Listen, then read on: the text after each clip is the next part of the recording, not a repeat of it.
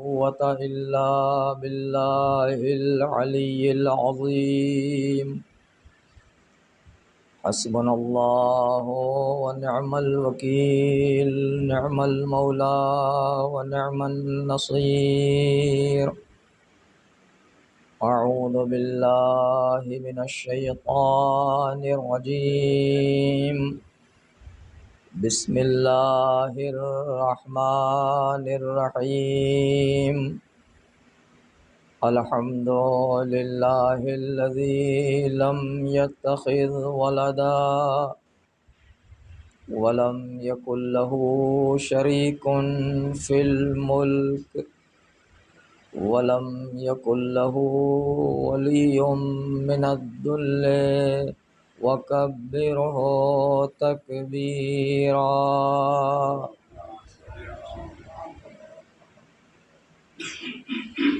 الذي أرسل رسوله بالحق بشيرا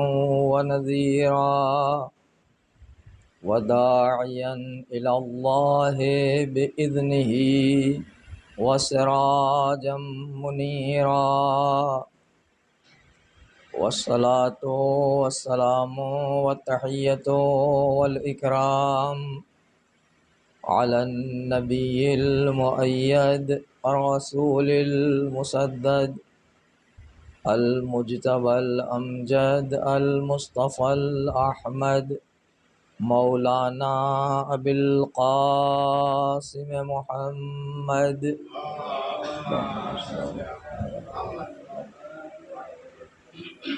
وعلى أهل بيته الطيبين الطاهرين المعصومين المنتخبين المنتجبين المظلومين، ولعنة الدائمة الباقية على أعدائهم وقاتليهم وغاصبي حقوقهم ومنكري فضائلهم أجمعين. أما بعد، فقد قال الله الحكيم في كتابه الكريم: بسم الله الرحمن الرحيم. ومن آياته أن خلق لكم من أنفسكم أزواجا لتسكنوا إليها وجعل بينكم مودة ورحمة إن في ذلك لآيات لقوم يتفكرون.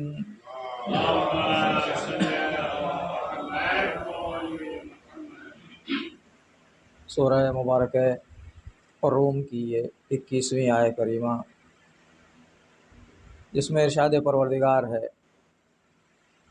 کہ اللہ کی نشانیوں میں سے ایک نشانی یہ ہے کہ اس نے تمہاری ہی جنس سے تمہارے لیے تمہارا ہمسر اور تمہارا جوڑا خلق کیا ہے، لتسکنوا الیہا، تاکہ تم اس کے ذریعے سے سکون حاصل کر سکو، وجعل بینکم مودۃ ورحمہ، اور اللہ نے تمہارے درمیان رحمت اور مودت و محبت قرار دی ہے۔ اور اس اللہ کی نشانی میں ان افراد کے لیے جو غور و فکر کرتے ہیں، جو عقل سے کام لیتے ہیں، جو سوجھ بوجھ سے کام لیتے ہیں، ان کے لیے بہت ساری نشانیاں ہیں۔ کل آپ کی خدمت میں عرض کیا تھا کہ پروردگار نے مرد اور عورت دونوں میں کسی کے وجود کو دوسرے کے بغیر کامل نہیں قرار دیا ہے۔ انسان کا وجود تبھی کامل ہوتا ہے جب یہ دونوں صنف مل جائیں، صنف نسواں اور صنف رجال، یا مرد اور عورت جب دونوں مل کے کمال کی منزل کو طے کرنا چاہتے ہیں تب وہ کمال کی منزل طے ہو پاتی ہے جو اللہ نے انسانوں کے لیے رکھی ہے۔ بلکہ امام خمینی علیہ الرحمہ کا یہ قول مشہور ہے، ان کے جو کلمات جمع کیے گئے ہیں ان میں بھی موجود ہے کہ مرد از دامن زن بے کمال می رسد، مرد عورت کی آغوش سے کمال کی منزلیں طے کرتا ہے، لہذا مرد کا وجود اور مرد کا کمال عورت کا محتاج ہے، اور عورت اپنے کمال کو حاصل کرنے کے لیے مرد کی محتاج ہے۔ خود قرآن مجید کی یہ آیت اور اس کے علاوہ دوسری آیات اس بات کی شاہد اور گواہ ہیں۔ اور نہ صرف کمال بلکہ سکون اگر انسان اس دنیا میں چاہتا ہے تو اللہ نے اس کے لیے اس کا ہمسر، اس کا جوڑا قرار دیا ہے۔ یہاں پر اس آیہ کریمہ میں جو لفظ ازواج استعمال کیا ہے پروردگار نے، وہ لفظ ازواج حقیقت میں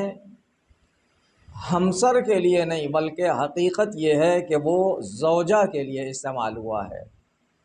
اور یہ بات میں اپنی طرف سے نہیں کہہ رہا ہوں بلکہ اس دور کے مشہور اور ماہر قرآن مجید کے مفسر آیت اللہ جوادی آملی نے کہا ہے۔ انہوں نے اپنی تفسیر میں بھی اور عورت کے حوالے سے ایک کتاب لکھی ہے انہوں نے، جو فارسی میں کتاب ہے زن در آئینہ جمال و جلال۔ اس کتاب میں بھی انہوں نے اس کا ذکر کیا ہے کہ ازواج سے مراد زوجات ہیں، کہ اللہ نے تمہارے لیے زوجات قرار دی ہیں، بیویاں قرار دی ہیں، علیکم السلام، تاکہ تم ان کے ذریعے سے سکون اور اطمینان حاصل کر سکو۔ اس کے بعد ہم یہ دیکھتے ہیں کہ لفظ زوج یا ازواج کے لیے لفظ زوج ظاہراً مذکر لفظ ہے، عربی زبان میں مرد کے لیے بولا جاتا ہے، اور اس کی مؤنث زوجہ لفظ ہے جو عربی زبان میں بھی استعمال ہوتا ہے، اردو میں بھی استعمال ہوتا ہے۔ لیکن قرآنی لغات کے ماہر راغب اصفہانی نے، جنہوں نے قرآن مجید کے کلمات کے معنی لکھے ہیں، ڈکشنری لکھی ہے ان کو، وہاں پر انہوں نے لکھا ہے کہ ازواج کے لیے یعنی عورت کے لیے یا بیوی کے لیے لفظ زوجہ کا استعمال یہ فصیح لغت عرب نہیں ہے، بلکہ زوج کا استعمال دونوں کے لیے، زوجہ کے لیے بھی اور عورت کے لیے بھی، بیوی کے لیے بھی فصیح استعمال یہی ہے۔ اور خود قرآن مجید نے بھی جناب آدم کی زوجہ جناب حوا کے لیے لفظ زوجہ استعمال نہیں کیا، لفظ زوج استعمال کیا۔ بالکل ابتدا ہی میں قرآن مجید کے ہے کہ اسکن انت وزوجک الجنہ، اے آدم تم اور تمہاری زوجہ، لفظ زوج استعمال کیا، حالانکہ لفظ زوجہ عربی زبان میں استعمال ہوتا ہے، لیکن قرآن مجید نے چونکہ قرآن مجید فصاحت اور بلاغت کا اعلیٰ نمونہ ہے اور لفظ زوجہ کا استعمال یہ فصیح نہیں ہے عربی زبان میں، لہٰذا قرآن مجید نے جو لفظ استعمال کیا جناب آدم کی زوجہ جناب حوا کے لیے، وہ کلمہ زوجہ نہیں بلکہ کلمہ زوج استعمال کیا ہے۔ لہٰذا ان دونوں وضاحت کے ذریعے یہ ترجمہ کیا جا سکتا ہے اور یہ معنی نکالا جا سکتا ہے کہ اس آیہ کریمہ میں ازواج سے مراد زوجات ہے، کہ اللہ نے تمہارے لیے بیویاں قرار دی ہیں، لِتَسْكُنُوا إِلَيْهَا، تاکہ ان کے ذریعے سے سکون حاصل کر سکو۔ سکون ایک ایسا لفظ ہے کہ جس کو ہر آدمی، ہر انسان اور ہر بچہ، ہر بوڑھا سمجھتا ہے، اردو جاننے والا۔ لیکن کبھی کبھی کوئی چیز اتنی زیادہ واضح ہوتی ہے کہ اس وضاحت کی وجہ سے اور کثرت وضاحت کی وجہ سے اس کو سمجھنا مشکل ہوتا ہے۔ بہت سارے الفاظ ایسے ہیں جن کو ہم یہ سمجھتے ہیں کہ یہ تو بہت واضح اور آسان لفظ ہے، لیکن حقیقت میں جب ہم جاتے ہیں تو پتہ چلتا ہے کہ نہیں، ہم نے جو سمجھا تھا وہ غلط سمجھا تھا۔ کسی لفظ کو صحیح سمجھنے کے لیے عرب میں اور ادبیات عرب میں ایک مثل مشہور ہے کہ تعرف الاشیاء باضدادها، کہ کسی بھی چیز کو سمجھنا ہے تو اس کے اپوزٹ سے سمجھیے، کیونکہ اپوزٹ جب آپ کو سمجھ میں آ جائے گا تو یہ دوسری چیز جس کو آپ سمجھنا چاہتے ہیں وہ بہت اچھی طرح آپ کے سمجھ میں آ جائے گی۔ لفظ سکون جو ہم محسوس کرتے ہیں، یعنی انسان کے لیے آرام کا ہونا، آسائش کا ہونا، یہ بھی ایک معنی ہے سکون کے، آرام اور آسائش۔ لیکن لفظ سکون کا عربی زبان میں جو متضاد یا اپوزٹ ورڈ استعمال ہوتا ہے اس کو کہتے ہیں اضطراب۔ اضطراب کے معنی اگر انسان سمجھ لے تو سکون کو سمجھنا بہت آسان ہے۔ اضطراب اگرچہ خود اردو زبان میں بھی استعمال ہے اضطراب، لیکن اس کا جو خالص اردو زبان میں اگر ترجمہ کیا جائے تو اس کا ترجمہ ہوگا بے چینی، یعنی انسان کے وجود میں جو بے چینی کی کیفیت پائی جاتی ہے، اس بے چینی اور اضطراب کی کیفیت کو سکون سے بدلنے کے لیے اور اس اضطراب کو ختم کرنے کے لیے، اس بے چینی کو ختم کرنے کے لیے اللہ نے مرد کے لیے زوجہ کا انتظام کیا، بیوی کا انتظام کیا اس کے لیے۔ لہذا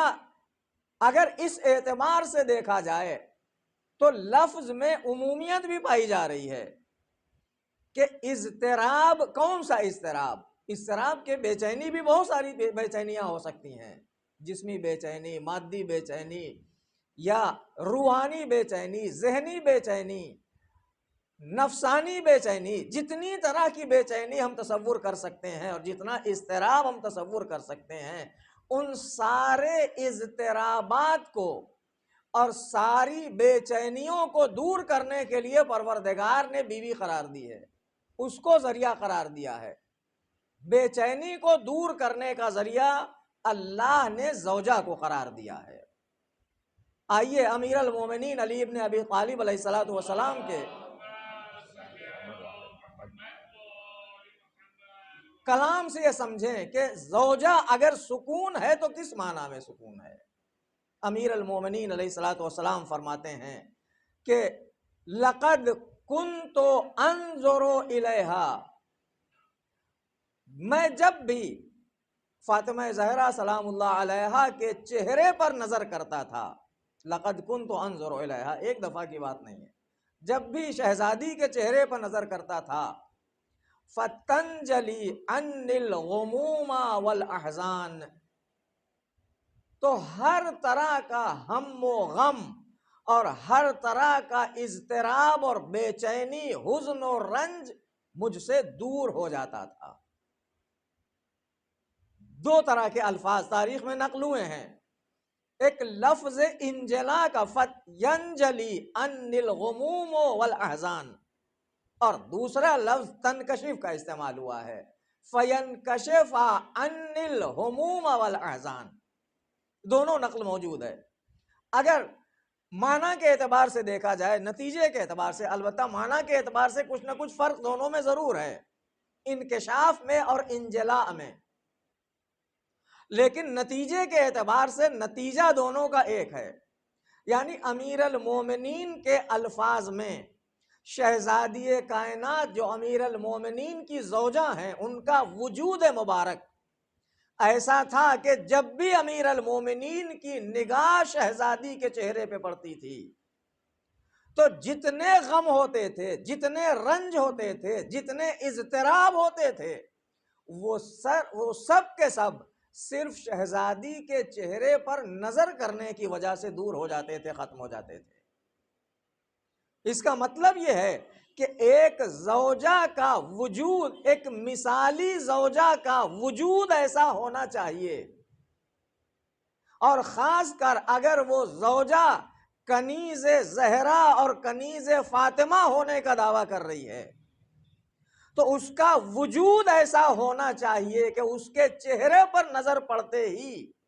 شوہر کی مشکلات بڑھیں نہیں بلکہ مشکلات کم ہو جائیں. اور یہ وہ کہہ رہا ہے جو ساری کائنات کی مشکلیں حل کرتا ہے، جو ساری کائنات کے لیے مشکل کشا ہے، ساری کائنات کے درد و رنج کو دور کرنے والا ہے. وہ یہ اعلان کر رہا ہے کہ میں جب احزان اور ہموم اور رنج اور مشکلات باہر سے لے کے گھر میں آتا ہوں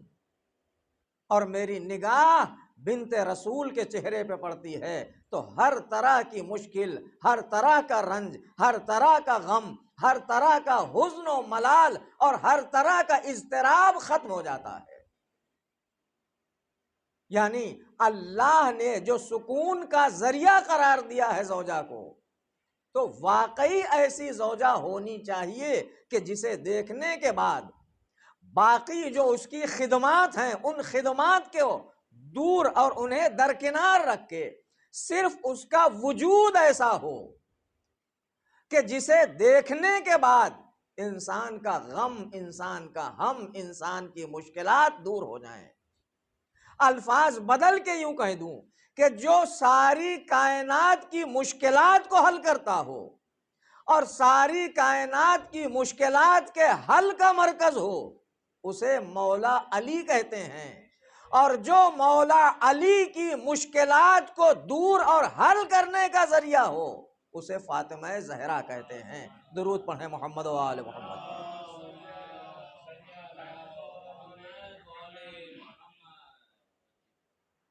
تو پروردگار نے زوجہ کو سکون کا ذریعہ قرار دیا ہے، اضطراب سے نکالنے کا ذریعہ قرار دیا ہے. بہت سارے اضطرابات ہو سکتے ہیں کہ انسان ذہنی اضطراب میں مبتلا ہے، انسان جسمانی اضطراب میں مبتلا ہے، یا انسان روحانی اضطراب میں مبتلا ہے. شوہر کو ہر اضطراب سے نکال کے سکون کی آغوش فراہم کرنا یہ زوجہ کا کام ہے. اور شہزادی نے یہ کر کے دکھایا ہے. اور نہ صرف شہزادی نے بلکہ شہزادی کی آغوش میں پلنے والی بیٹیوں نے اور شہزادی کی تعلیمات سے فائدہ اٹھانے والی خواتین نے یہ کر کے دکھایا ہے کہ اپنی آغوش کو ایسا مہر و محبت الہی کا اور اپنے گھر کو اللہ کی محبت اور اللہ کی مہربانی اور رحمت کا ایسا مرکز بنا دیا ہے کہ جہاں انسان جانے کے بعد سکون کا احساس کرتا ہے اور اسے احساس ہوتا ہے کہ ہم ایسی جگہ میں آ گئے ہیں کہ جہاں ہمیں سکون ملنا ہے، ہمارے اضطرابات کو دور ہو جانا ہے. عزیزو، کل آپ کی خدمت میں عرض کیا تھا کہ شہزادی کے وجود کا ایسی عظمت شہزادی کے وجود میں پروردگار نے رکھی ہے کہ امیر المومنین علیہ الصلوۃ والسلام کا اگر وجود مبارک نہ ہوتا تو شہزادی کے لیے کوئی کفو نہ ہوتا. پیغمبر کی صریحی حدیث ہے جو ہمارے یہاں بھی منقول ہے اور ان کے یہاں بھی پائی جاتی ہے کہ متعدد سندوں کے ساتھ، کئی اسناد کے ساتھ یہ روایت موجود ہے کہ پیغمبر نے فرمایا کہ لولا علی لما کانا لفاطمۃ کفو، اور بعض میں فی الارض الی یوم القیامہ، صبح قیامت تک کوئی بھی فاطمہ کا کفو اور فاطمہ کا ہم پلہ اور فاطمہ کا ہمسر نہیں ہو سکتا تھا.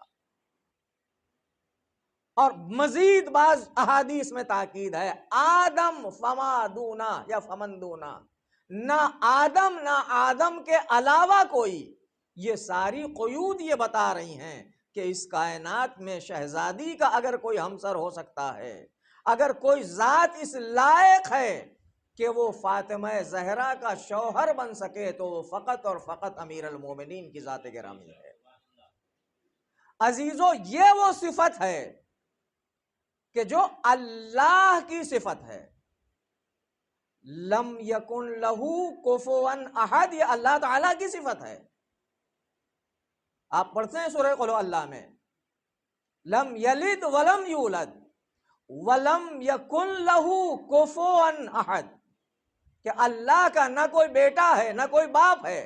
نہ اسے کسی نے پیدا کیا، نہ اس نے کسی کو والد کے عنوان سے پیدا کیا۔ ویسے تو اس نے ساری کائنات کو پیدا کیا ہے، خالق ہے وہ کائنات کا، لیکن باپ نہیں ہے کسی کا، والد نہیں ہے کسی کا۔ لم یلد ولم یولد ولم یکن لہ کفوا احد، اور کوئی بھی اللہ کا کفو اور اللہ کا ہمسر نہیں ہے۔ یہ صفت اللہ نے اپنے لیے مخصوص کی ہے، اور اسی صفت کا پروردگار نے شہزادی کو مظہر قرار دیا ہے۔ ائمہ معصومین، یہ بات ہمارے ہاں طے شدہ ہے کہ ائمہ معصومین علیہم الصلاۃ والسلام اللہ کے اسماء اور صفات کا مظہر ہیں اور مظہر تام ہیں۔ یہ اور بات ہے کہ کسی کے یہاں کسی صفت اور کسی اسم کی مظہریت زیادہ ہے، کسی کے یہاں کم ہے، یعنی کسی کے یہاں اللہ کی وہ صفت کم متجلی ہے، کم جلوہ گر ہے، اور کسی کے یہاں زیادہ جلوہ گر ہے۔ لم یکن لہو احد کی صفت شہزادی کے یہاں زیادہ جلوہ گر ہے، شہزادی کے یہاں اس کی تجلیات زیادہ پائی جاتی ہیں، لیکن اتنا فرق ضرور ہے کہ پروردگار نے جب اپنے لیے یہ کہا کہ لم یکن لہو کفوا احد، اللہ کی ذات وہ ہے جس کا کوئی کفو نہیں ہے، جس کا کوئی ہمسر نہیں ہے، لیکن شہزادی کے لیے جب پیغمبر نے فرمایا تو وہاں ایک استثناء کے ساتھ ہے، ایک قید کے ساتھ ہے کہ لولا علی لما کانا لفاطمہ کفو، اگر علی کا وجود نہ ہوتا تو شہزادی کائنات کا کوئی کفو اور کوئی ہمسر نہ ہوتا، کوئی شہزادی کی برابری کرنے والا نہ ہوتا، نہ انبیاء میں نہ غیر انبیاء میں۔ اور علامہ مجلسی نے یہ جملہ پیغمبر کا نقل کرنے کے بعد کہ لم یکن لفاطمہ کفو، فاطمہ کا کوئی کفو نہ ہوتا، اس حدیث کو بیان کرنے کے بعد علامہ مجلسی نے بہار الانوار میں جو نوٹ لکھا ہے، وہ ساری احادیث ہیں جن کے نیچے علامہ مجلسی نے اپنا حاشیہ اور نوٹ لکھا ہے۔ اس حدیث کو بیان کرنے کے بعد علامہ مجلسی علیہ الرحمہ لکھتے ہیں کہ وَيُمْكِنْ أَن يُسْتَدَلَّ بِهِ، پیغمبر کی اس حدیث مبارک سے اور پیغمبر کے اس قول مبارک سے کہ اگر امیر المومنین نہ ہوتے تو شہزادی کا کوئی کفو نہ ہوتا، اس سے یہ استدلال کیا جا سکتا ہے کہ انا علی و فاطمہ اشرف من اولی العزم، کہ علی اور فاطمہ زہرا سلام اللہ علیہا یہ دونوں ذوات انبیاء اولو العزم سے بھی اشرف اور ان سے افضل ہیں، سوا نبینا صلی اللہ علیہ وآلہ۔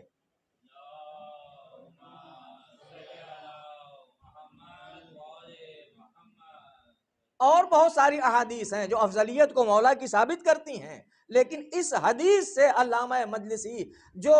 علم حدیث اور حدیث کی دنیا کے ماہرین میں اگر شمار کیا جائے تو ایک اہم نام علامہ مجلسی علیہ الرحمہ کا آتا ہے کہ وہ علم حدیث کی دنیا کا یہ ماہر جس نے اپنی پوری زندگی اہل بیت کے کلام اور احادیث میں گزاری ہو، اس کا استدلال یہ ہے کہ یہ استدلال ممکن ہے اس فقرے سے کہ امیر المومنین بھی اور شہزادی بھی دونوں عام پیغمبروں سے نہیں، عام انسانوں سے نہیں، اولیاء الہی سے نہیں، بلکہ اولی العزم پیغمبروں سے اشرف اور افضل ہیں۔ اولی العزم پیغمبروں میں جناب نوح شامل ہیں، جناب ابراہیم شامل ہیں، جناب موسیٰ شامل ہیں، جناب عیسیٰ شامل ہیں، خود ہمارے پیغمبر شامل ہیں، لیکن علامہ مجلسی نے پیغمبر کی ذات کو استثناء کیا ہے، سوا نبینا، ہمارے نبی کے علاوہ جتنے اولو العزم پیغمبر ہیں ان سب سے افضل ہونا اس حدیث مبارک سے ثابت ہے۔ لہٰذا یہ شہزادی کا وجود ہے کہ جو عام انسانوں، عام عورتوں سے برتر نہیں۔ پیغمبر نے جو فرمایا کہ فاطمہ سیدۃ نساء العالمین، فاطمہ تمام عالمین کی عورتوں کی سردار ہیں۔ اپنے دور میں ایسی خواتین گزری ہیں جو اپنے دور کی عورتوں کی سردار رہی ہیں، لیکن شہزادی عالمین کی عورتوں کی سردار ہیں، اور تمام خواتین کی سردار ہیں، ان کی سردار بھی ہیں جو اپنے دور میں اپنے زمانے کی عورتوں کی سردار تھیں، جیسے جناب سارہ، جناب ابراہیم کی زوجہ، جیسے جناب مریم، جناب عیسیٰ کی والدہ، یا جناب کلثوم جو جناب موسیٰ کی بہن ہیں، ان 4 خواتین میں وہ بھی شامل ہیں، یا آسیہ بنت مزاحم زوجہ فرعون، وہ بھی ان خواتین میں شامل ہیں جو اپنے دور کی برترین خواتین میں ہیں۔ لیکن ان ساری خواتین کو اگر جمع کیا جائے، نہ صرف خواتین بلکہ اگر تمام انبیاء کو جمع کیا جائے، تمام اولیاء کو جمع کیا جائے، تمام خاصان خدا کو جمع کیا جائے، تو نبی اکرم کے علاوہ شہزادی کا وجود وہ ہے جو سب کے اوپر بھاری ہے، سب پر فضیلت رکھتا ہے، سب پر برتری اور اشرفیت رکھتا ہے۔ لہذا پروردگار نے شہزادی کو اپنے اس صفت اور اپنی اس صفت کا کہ لم یکن لہ کفوا احد، اس کا مظہر اور تجلی گاہ قرار دیا ہے شہزادی کے وجود کو۔ پروردگار کی خصوصیت یہ ہے کہ نہ اس کا کوئی ہمسر ہے، نہ اس کی کوئی رشتہ داریاں ہیں، نہ اس کی کوئی ناطے داری ہے کسی سے،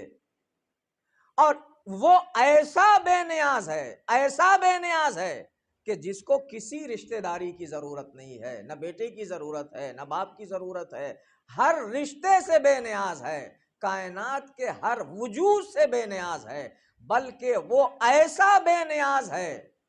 کہ اسے بندوں کی عبادت کی بھی ضرورت نہیں ہے۔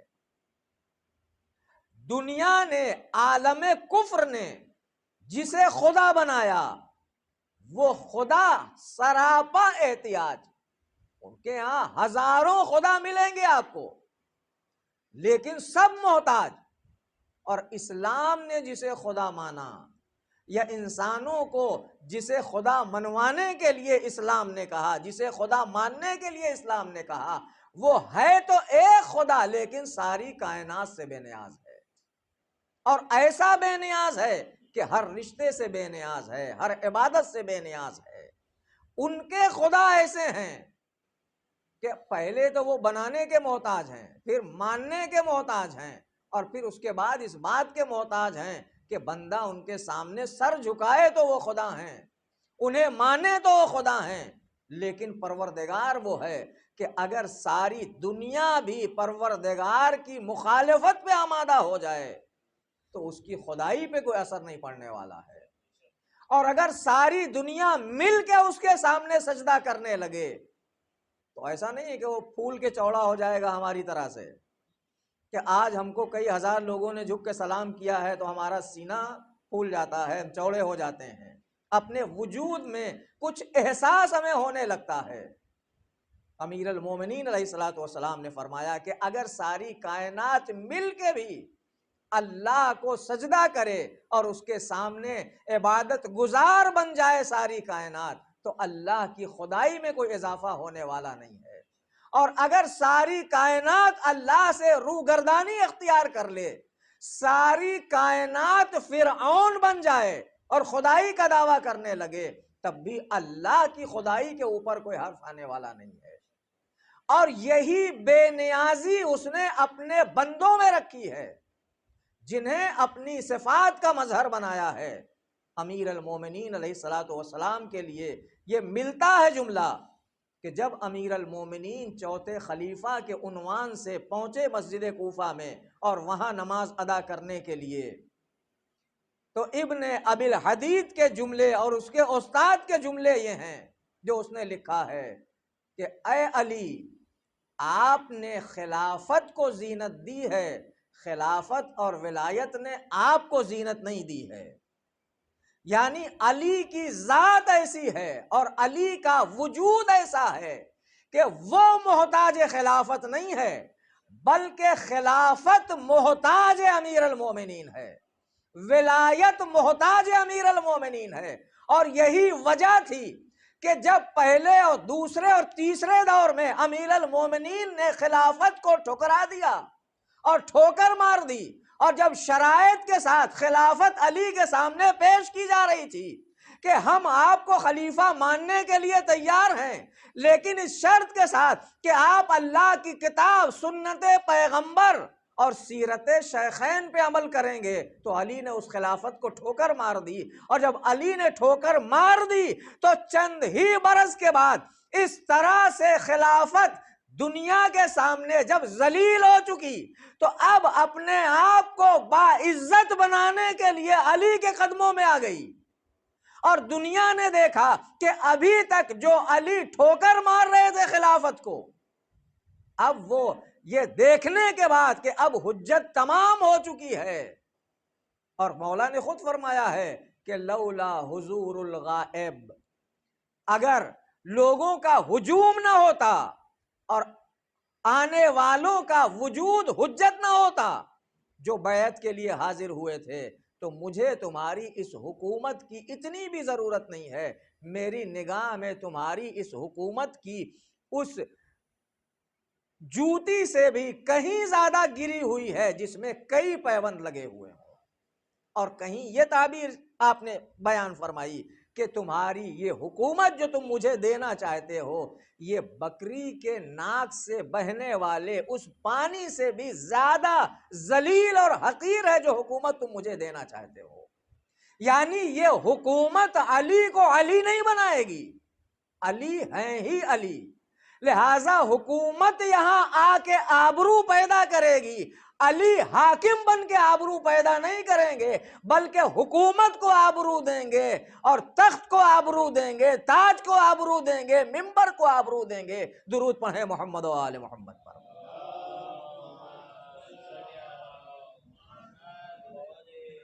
کیونکہ اللہ نے انہیں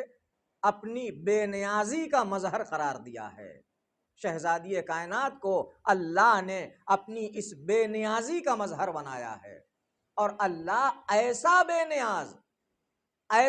نیاز کہ نہ اسے بیٹے کی ضرورت ہے، نہ بیٹی کی ضرورت ہے، نہ اور دوسرے رشتوں کی ضرورت ہے، جس سارے رشتوں سے بے تعلقی کا اظہار اسی سورے میں موجود ہے۔ نہ ہمسر کی ضرورت ہے، نہ زوجہ کی ضرورت ہے، یعنی کسی طرح کے کسی رشتے کی اسے ضرورت نہیں ہے، وہ ایسا بے نیاز ہے۔ اس نے امیر المومنین کو بھی اور شہزادی کو بھی ایسا ہی بے نیاز بنایا ہے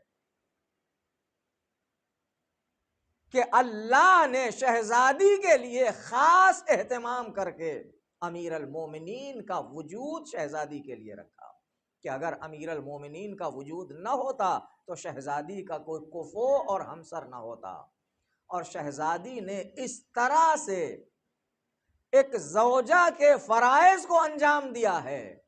کہ امیر المومنین کو پوری زندگی کوئی ایک موقع بھی شکوے کا نہیں ملا، اور امیر المومنین نے بھی ایسی زندگی گزاری ہے شہزادی کے ہمراہ کہ شہزادی کو کوئی ایک موقع بھی نہیں ملا کہ جہاں شہزادی امیر المومنین سے لب شکوہ کرتے ہیں، اور شکوے کے لیے شہزادی اپنا دہن وا کرتی۔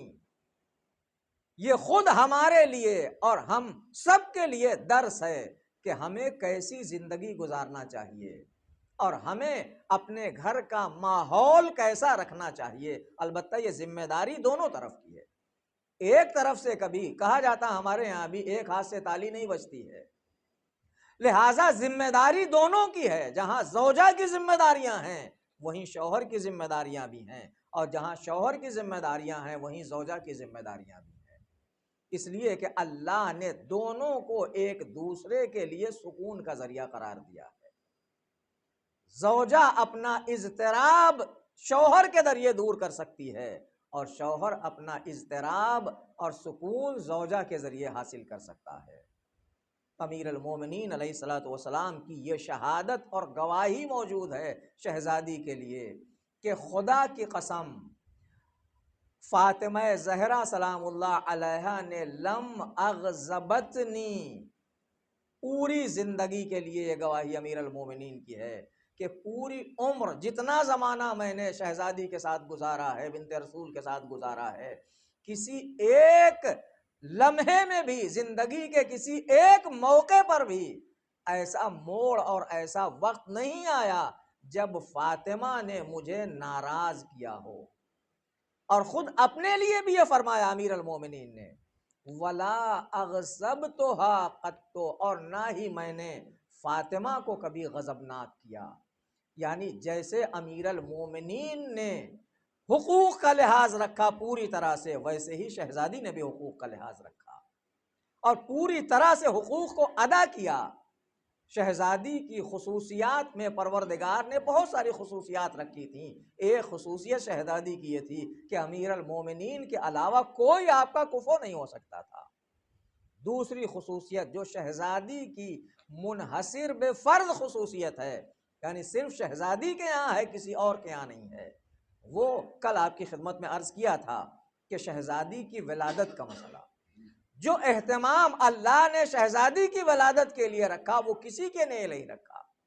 اور اسی ولادت ہی سے ریلیٹڈ وہ خصوصیت بھی شہزادی کو حاصل ہے جو کسی کے یہاں موجود نہیں ہے، کہ جب مکے کی تمام عورتوں نے قطع تعلق کر لیا ہے، مدینے کی تمام عورتوں نے آنا، مکے کی عورتوں نے آنا چھوڑ دیا ہے خدیجہ کے پاس، صرف اس وجہ سے کہ خدیجہ نے ایک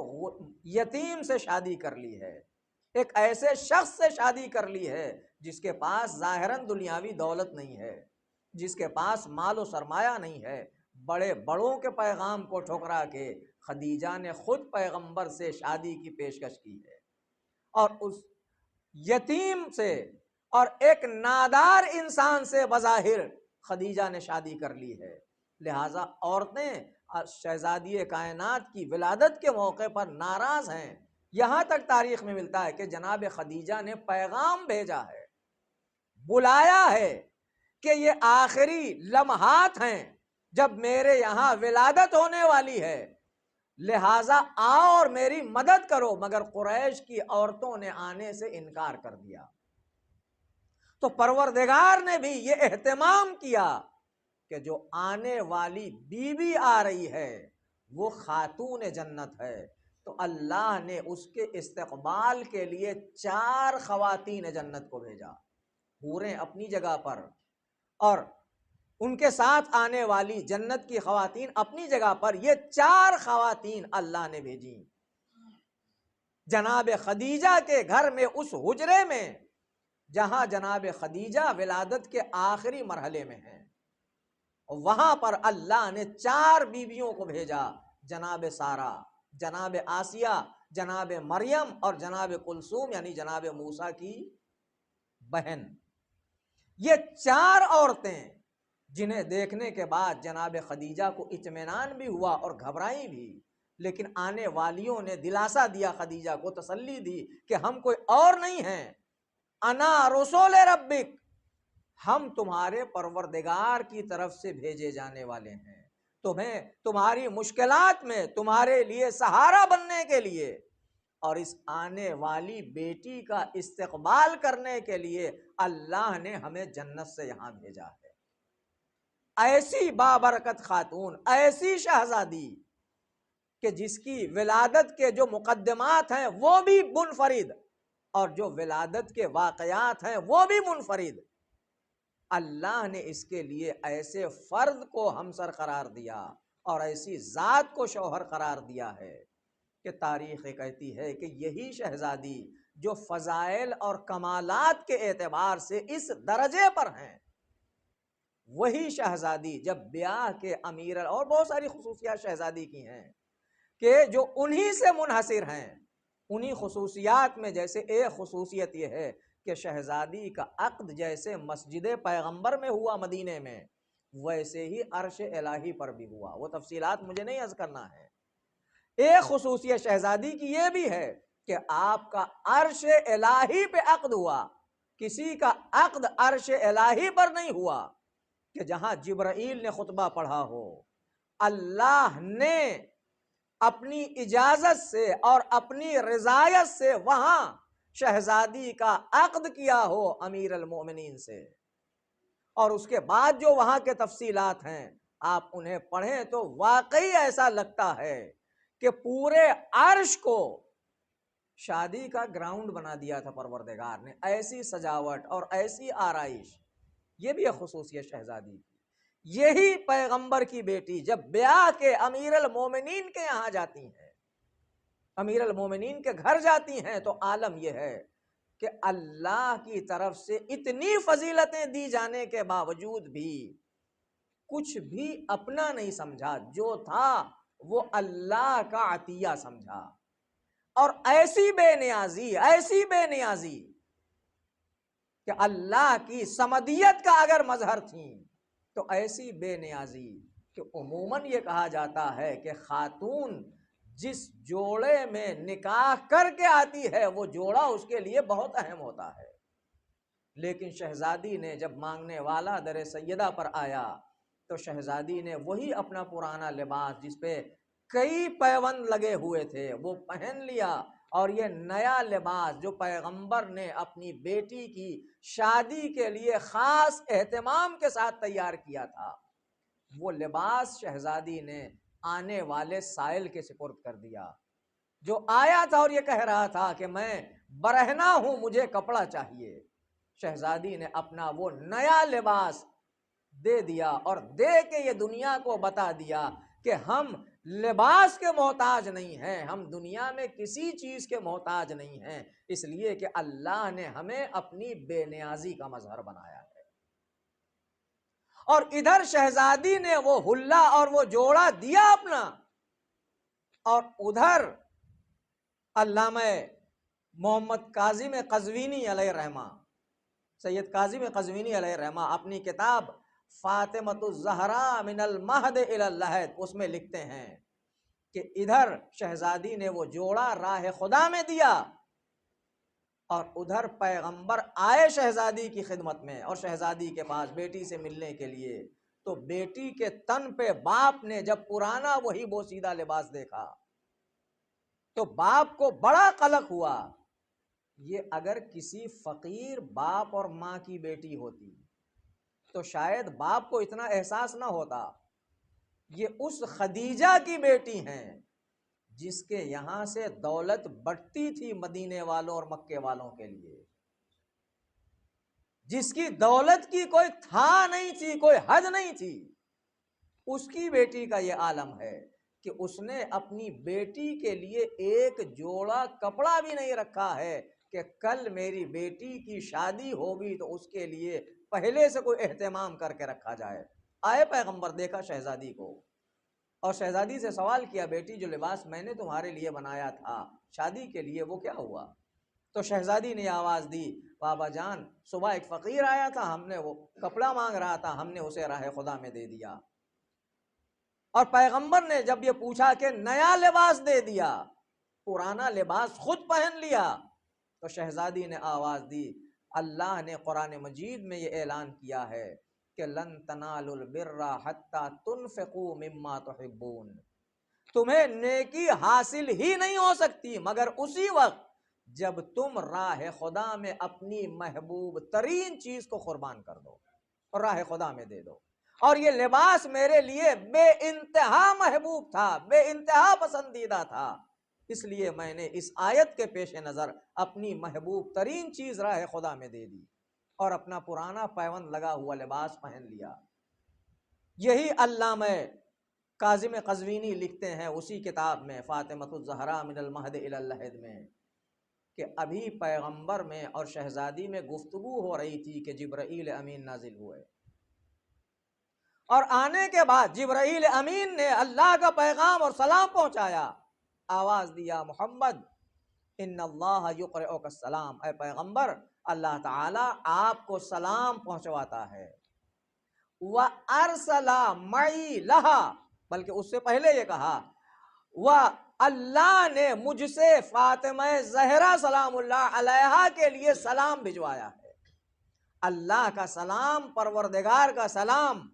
جبرائیل امین شہزادی کے لیے بھی، پیغمبر کے لیے بھی لے گئے، اور اس کے بعد یہ فرمایا وَأَرْسَلَ لَهَا مَعِي هَدِيَّةً مِّن ثِيَابِ الْجَنَّةِ،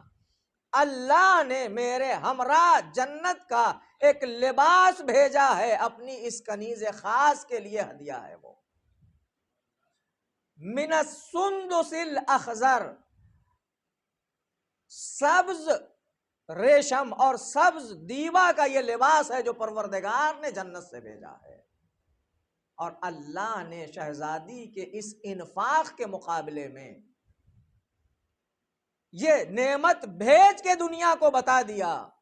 کہ جو ہماری راہ میں اپنی اہم چیز قربان کر دیتا ہے، اپنی محبوب ترین چیز قربان کر دیتا ہے، ہم اس کی قربانی اور اس کے انفاق کی لاج بھی رکھتے ہیں، ہم اسے دنیا میں کسی کے سامنے رسوا یا کسی کے سامنے ہاتھ پھیلانے نہیں دیتے ہیں۔ شہزادی کا یہ کردار ہمیں دعوت دے رہا ہے کہ ہم اپنی شادیوں میں کیسے شہزادی کی سیرت پر عمل کریں، کیسے امیر المومنین کی سیرت پہ عمل کریں۔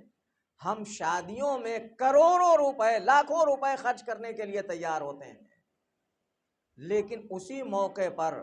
اگر ایک اہتمام یہ کہا جائے، کر دیا جائے کہ جو غریب ہیں لوگ، جو فقیر لوگ ہیں، جو نادار لوگ ہیں، اسلام نے یہ منع نہیں کیا کہ جو امیر ہیں ان کو نہ کھلائیے، نہیں، کھلائیے ان کو بھی، لیکن غربا اور فقراء کا حق زیادہ ہے، لہٰذا جیسے ہم نے بڑے بڑے لوگوں کو دعوت دی ہے، ویسے ہی اگر ہم فقراء کو دعوت دیتے۔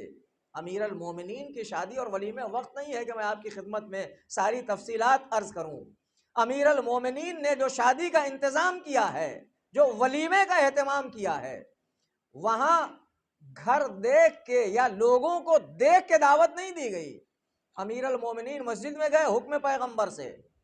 اور اعلان کیا کہ ہلموا الی ولیمۃ فاطمۃ وعلی، چلو تم سب آؤ علی و فاطمہ کے ولیمے کے لیے، ان کے یہاں دعوت ہے تمہاری۔ اور تاریخ کہتی ہے کہ 2-4 لوگ نہیں آئے، 4000 افراد نے آ کے ولیمے کا کھانا کھایا ہے، اور اس میں بھی کوئی قید نہیں تھی کہ سلمان تم آنا، ابو ذر تم آنا اور مقداد تم آنا، نہیں، جو بھی ہے وہ سب آئے، کسی کے لیے کوئی قید نہیں ہے، دعوت سب کو دی گئی ہے، بلایا سب کو گیا ہے، وہاں یہ قید نہیں ہے۔ لہٰذا پروردگار نے اس شادی کو، اس رسم کو اور اس جوڑے کو ہمارے لیے ایک نمونہ عمل کے طور پہ رکھا ہے، اور ہمارے لیے وہ سیرت ہے نمونہ۔ لہٰذا ہمیں صرف فضائل سن کے، صرف کمالات سن کے، صرف اہل بیت کی فضیلت اور معجزات سن کے خوش ہونا یہ فطری چیز ہے کہ اگر ہمارا چاہنے والا کوئی کمال حاصل کرے، اس کے یہاں کوئی کمال پایا جائے اور ہم آگاہ ہو جائیں کہ اس کے اندر یہ کمال پایا جاتا ہے، تو خوشی اور سرور کا پیدا ہونا فطری چیز ہے، اور ہونا چاہیے ہر علی کے چاہنے والے کو، ہر شہزادی کے چاہنے والے کو، کہ ہم نے ایسے لوگوں کا دامن تھاما ہے جو کمال کے اعتبار سے بے مثل اور بے نظیر ہیں، جن کی کوئی مثال دنیا میں نہیں ہے فضائل و کمالات کے اعتبار سے، لیکن جہاں ہم کمال اور فضائل کے اوپر فخر کریں اور فخر کریں اور خوش ہوں اور نعرے لگائیں، وہیں ہماری یہ بھی ذمہ داری بنتی ہے کہ ان فضائل اور ان کی سیرت کو اپنی زندگی میں نافذ کرنے کی بھی کوشش کریں۔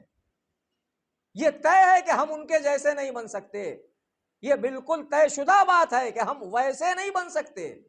جیسے امیر المومنین تھے، ہم ویسے نہیں بن سکتے، ہماری خواتین ویسی نہیں بن سکتی جیسی شہزادی تھیں، اور یہ ہم سے مطالبہ بھی نہیں کیا امیر المومنین نے، اپنے ایک گورنر سہل ابن حنیف کو امیر المومنین نے لکھا کہ اے ابن حنیف، ہمارا تم سے یہ مطالبہ نہیں ہے کہ تم ہماری طرح 2 روٹی اور 2 کپڑوں پر گزارا کرو، یہ تمہارے لیے ممکن نہیں ہے، تم ہماری طرح 2 روٹی اور 2 کپڑوں پہ گزارا نہیں کر سکتے، لیکن اعینونی بورع و تقوی، گناہ سے اپنے آپ کو بچا کے اور برائیوں سے اپنے آپ کو دور رکھ کے ہماری مدد کرو، اتنا تو کر سکتے ہو۔ ہم یہ مطالبہ نہیں کرتے کہ ہمارے جیسے ہو جاؤ، لیکن گناہوں سے اپنے آپ کو محفوظ رکھو تاکہ تمہارے کردار میں ہمارے کردار کی تھوڑی سی جھلک پیدا ہو جائے، اور دیکھنے والا تمہیں دیکھ کے، تمہارے کردار کو دیکھ کے، تمہاری سیرت کو دیکھ کے یہ کہہ سکے کہ یہ امیر المومنین کا شیعہ ہے، یہ علی کا چاہنے والا ہے، یہ فاطمہ کی چاہنے والی ہے۔ امام صادق علیہ الصلوۃ والسلام نے ایک درود پڑھے محمد و آل محمد پر،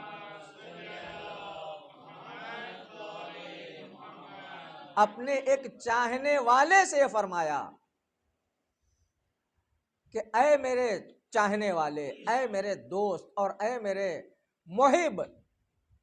اگر تو کوئی برائی انجام، کوئی اچھائی انجام دیتا ہے تو وہ اچھائی سب کے لیے اچھائی ہے، ولیکن من کا احسن، لیکن وہ اگر تجھ سے صادر ہو سب کے لیے حسن ہے، الحسن حسن لکل،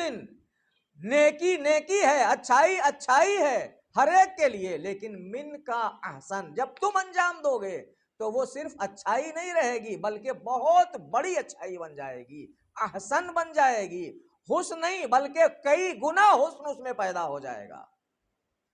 وَكُلُّ قَبِيحٍ قَبِيحٌ لِكُلِّ أَحَدٍ، اور برائی ہر ایک سے، کسی سے بھی صادر ہو برائی ہے، وَلَكِن مِن کا اقبح، لیکن اگر وہ برائی تم سے صادر ہو تو صرف برائی نہیں ہے بلکہ بدترین برائی ہے، اور اس کی وجہ بھی امام نے بتائی، لِمَكَانِكَ مِنَّا، اس نسبت کی وجہ سے جو تمہیں مجھ سے حاصل ہے، جو نیکیاں انجام دو گے وہ صرف نیکی نہیں رہے گی بلکہ کئی گنا اس کا درجہ بڑھ جائے گا، وہ حسن نہیں رہے گی، احسن بن جائے گی، اور جو برائی انجام دو گے وہ صرف قبیح نہیں رہے گی بلکہ اقبح بن جائے گی، بدترین برائی بن جائے گی، اس لیے کہ تمہاری نسبت ہماری طرف ہے۔ جب کوئی اچھائی انجام دو گے تو تمہیں دیکھنے کے بعد دنیا یہ کہے گی کہ یہ جعفر صادق کا چاہنے والا ہے، دیکھو کیسا اچھا کردار ہے اس کا، لہٰذا تمہارے کردار کی اچھائی ہمارے کردار کی طرف نسبت دی جائے گی، اور تمہارے کردار کی برائی ہمارے کردار کی طرف نسبت دی جائے گی، لہٰذا برائی اگر کوئی اور کرے گا تو اتنی بری نہیں ہے لیکن تمہارے لیے بہت بری ہے، اس لیے کہ دیکھنے والا یہ نہیں کہے گا کہ اس نے برائی انجام دی ہے، وہ کہے گا علی کا چاہنے والا ہے، امیر المومنین کا کلمہ پڑھنے والا ہے، یہ چھٹے امام کا ماننے والا ہے، لہٰذا تمہاری برائی بھی ہماری طرف نسبت دی جائے گی اور تمہاری اچھائی بھی ہماری طرف منسوب کی جائے گی۔ لہٰذا ہمیں اہل بیت کے فضائل کے ساتھ ساتھ، ان کے کمالات کے ساتھ ساتھ ان کی سیرت کو اپنی زندگی میں اپنانے کی کوشش کرنا چاہیے، اور جب انسان کوشش کرے گا تو کامیابی بھی ملے گی، ایسا نہیں ہے کہ انسان کوشش کرے اور کامیابی نہ ملے، لیس للانسان الا ما سعی، انسان کو وہی ملتا ہے جس کے لیے وہ کوشش کرتا ہے، جس کے لیے وہ محنت کرتا ہے۔ ہاں اتنا ضرور ہے کہ فضائل سن کے واہ واہ کر لینے میں کوئی محنت نہیں کرنا ہے ہم کو، لیکن سیرت اپنانے میں محنت کرنا پڑے گی، اس کے لیے جانفشانی کرنا پڑے گی، قربانیاں دینا پڑیں گی، تب وہ سیرت ہماری زندگی میں کہیں تھوڑی بہت نظر آئے گی۔ اور ایسا نہیں کہ لوگوں نے کیا نہیں، لوگوں نے قربانیاں دی ہیں، اور لوگوں نے اہل بیت کے کردار کو اپنے کردار سے اتنا ملا دیا ہے، اتنا ملا دیا ہے کہ فارس کا رہنے والا اہل بیت میں شامل کر لیا جاتا ہے، جس کا کوئی تعلق نہیں، نہ عرب سے، نہ قریش سے، نہ بنی ہاشم سے، کہیں سے کوئی تعلق نہیں ہے، مگر اس نے اپنے کردار کو کردار سیدہ سے، اپنے کردار کو کردار امیر المومنین سے اتنا ملا دیا ہے کہ اسے اہل بیت میں شامل کر لیا۔ لہٰذا شہزادی کے فضائل ہمیں اس بات کی طرف آمادہ کرتے ہیں کہ ہمیں کوشش کرنی چاہیے کہ شہزادی کی سیرت کو اپنی زندگی میں اپنایا جائے، اس لیے کہ شہزادی نے بڑی قربانیاں دی ہیں اور بڑی جانفشانی کی ہے شہزادی نے اس سیرت کو ہم تک پہنچانے کے لیے، اس دین کو ہم تک پہنچانے کے لیے، اپنی سیرت کے نمونے ہماری زندگی میں پیش کرنے کے لیے۔ معمولی مشکل نہیں تھی شہزادی کے لیے، باپ کا غم، وہ بھی ایسا باپ کہ باپ کے دنیا سے چلے جانے کے بعد ایک ایک چیز کو شہزادی دیکھتی ہیں اور گریہ کرتی ہیں۔ جب پیغمبر کے منبر پہ نظر کرتی ہیں تو بابا یاد آتے ہیں، گریہ کرتی ہیں۔ شہزادی کی پسلیاں شکستہ ہو چکی ہیں پیغمبر کی زندگی کے اور پیغمبر کی وفات کے چند ہی دنوں کے اندر، ایک ہفتے کے اندر کے یہ واقعات ہیں کہ شہزادی کی پسلی شکستہ ہے، لیکن شہزادی کو اپنے بابا سے محبت ایسی ہے کہ جب بابا کے منبر پہ نظر پڑتی ہے تو بابا پر گریہ کرتی ہیں۔ جب اذان کی آواز کان میں ٹکراتی ہے تو شہزادی گریہ کرتی ہیں، بابا یاد آتے ہیں۔ جب اذان شروع ہوتی ہے تو شہزادی کو یہ خیال آتا ہے کہ جب میرا بابا زندہ تھا تو میں اپنے بابا کو جب اذان شروع ہوتی تھی تو پانی لا کے دیتی تھی، میرا بابا وضو کرتا تھا، میرا بابا مسجد میں جانے کے لیے آمادہ ہوتا تھا تو میں بابا کو عبا لا کے دیتی تھی، میں بابا کو عصا لا کے دیتی تھی۔ وہ سارے واقعات شہزادی کو ایک ایک منظر یاد آتا ہے۔ کبھی رات کو پیغمبر کی تلاوت کی آواز کانوں سے ٹکراتی ہے، وہ یاد آتا ہے۔ عزیزو، یہی وہ مشکلات تھیں جسے پیغمبر بھی دیکھ کے، پیغمبر بھی جسے سوچ کے اور پیغمبر جسے اپنے ذہن میں لا کے گریہ کر رہے تھے۔ ابن عباس کہتے ہیں کہ پیغمبر کی زندگی کے آخری لمحات تھے، میں پیغمبر کی خدمت میں حاضر ہوا، میں نے دیکھا پیغمبر بڑی شدت سے گریہ کر رہے ہیں، اتنی شدت سے نبی گریہ کر رہے ہیں کہ آنسو پیغمبر کے آنکھوں سے نکل کے ریش مبارک کو تر کر کے نیچے گر رہے ہیں۔ میں آگے بڑھا، میں نے پوچھا یا رسول اللہ ما یبکیک، اے پیغمبر میرے ماں باپ آپ پر قربان ہو جائیں، کس چیز نے آپ کو رلا دیا؟ پیغمبر نے آواز دی، میرے اہل بیت پر میرے بعد جو مصیبتیں آنے والی ہیں ان مصیبتوں کو سوچ کے رو رہا ہوں۔ کأنی ابنتی فاطمہ وناداہ یا ابتا، میری نگاہیں دیکھ رہی ہیں کہ میری بیٹی فاطمہ یا ابتا، ہائے بابا کہہ کے مجھے پکار رہی ہے، مگر کوئی نہیں جو فاطمہ کی مدد کو آئے، کوئی نہیں جو فاطمہ کو دلاسا اور سہارا دے۔ عزیزو، ایک لمحہ وہ بھی آیا جب پیغمبر کی یہ نشانی جو 75 دن یا 95 دن گزارنے کے بعد کس کرب و بے چینی میں گزاری ہے زندگی مجھے نہیں معلوم۔ شہزادی نے اپنے غموں کو کیسے چھپایا؟ امیر المومنین سے چھپا لے جانا بہت ممکن تھا، لیکن شہزادی نے امام حسن سے کیسے چھپایا ہوگا؟ امام حسن نے خود اپنی آنکھوں سے دیکھا تھا جب اس ظالم نے مدینے کی گلی میں شہزادی کی ہاتھ سے پیغمبر کی تحریر لے کے پارا پارا کر کے قدموں میں ڈال دیا تھا اور شہزادی کے رخسار مبارک پہ جسارت کی تھی۔ امام نے اپنی آنکھوں سے دیکھا تھا اور وہ نیل کے نشان آخر تک باقی تھے رخسار پر، شہزادی کے بازوؤں پر تلوار کی خود کے نشان آخری زندگی تک دنیا سے جاتے جاتے شہزادی کے باقی رہے۔ شہزادی نے کیسے چھپایا؟ امیر المومنین سے چھپا لیا ہوگا، لیکن امام حسن سے کیسے چھپایا؟ امام حسین سے کیسے چھپایا؟ اگر بیٹوں سے چھپا بھی لیا تو شہزادی نے بیٹیوں سے کیسے چھپایا؟ زینب نے کیسے نہ دیکھا ہوگا؟ ام کلثوم کی نظر کیسے نہ پڑی ہوگی؟ جب ام کلثوم اپنی ماں کا چہرہ دیکھتی ہوں گی اور بیٹی ماں کے چہرے پر یہ نشان دیکھتی ہوگی تو ذہن میں خیال ضرور آتا ہوگا، مگر شہزادی مجھے نہیں معلوم، کسی تاریخ میں نہیں ملتا کہ شہزادی نے کیسے چھپایا، شہزادی نے کیسے بچیوں کو دلاسا دیا، شہزادی نے کیسے بچیوں کو خاموش کرایا ہوگا اور کیسے انہیں منع کیا ہوگا کہ زینب دیکھو اسے اپنے بابا سے بیان نہ کرنا، ام کلثوم اسے اپنے بابا سے بیان نہ کرنا، حسن اس واقعے کو اپنے بابا سے بیان نہ کرنا۔